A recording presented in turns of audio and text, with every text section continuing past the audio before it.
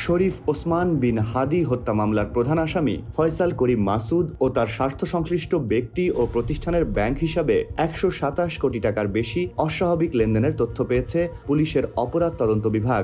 রোববার এক সংবাদ বিজ্ঞপ্তিতে এ তথ্য জানায় সিআইডি। প্রাথমিকভাবে প্রাপ্ত তথ্যের ভিত্তিতে ফয়সাল করিমের বিরুদ্ধে অর্থ পাচার সংক্রান্ত পৃথক অনুসন্ধান কার্যক্রম শুরু করা হয়েছে।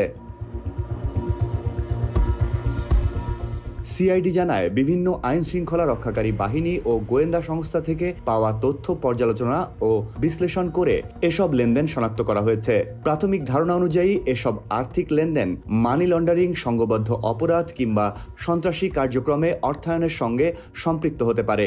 এ কারণে সংশ্লিষ্ট ব্যক্তি ও প্রতিষ্ঠানের আর্থিক কার্যক্রম নিবিড়ভাবে খতিয়ে দেখা হচ্ছে। বিজ্ঞপ্তিতে বলা হয়, অভিযুক্ত ও তার স্বার্থ সংশ্লিষ্ট বিভিন্ন ব্যাংক হিসাবে থাকা প্রায় ৬৫ লাখ টাকা রাষ্ট্রের অনুকূলে বাজেয়াপ্ত করার জন্য প্রয়োজনীয় আইনি ব্যবস্থা গ্রহণের প্রক্রিয়া চলছে। পাশাপাশি এসব অর্থের মূল উৎস ও সরবরাহকারী ব্যক্তি ও প্রতিষ্ঠান শনাক্ত করতে তদন্ত অব্যাহত রয়েছে।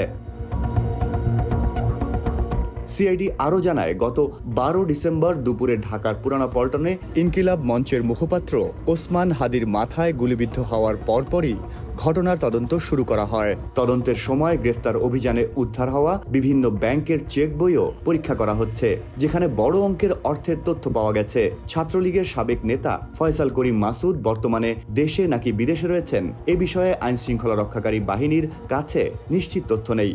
এ ঘটনায় তার মা, বাবা, স্ত্রী ও শ্যালক সহ ১০ জনকে গ্রেফতার করা হয়েছে।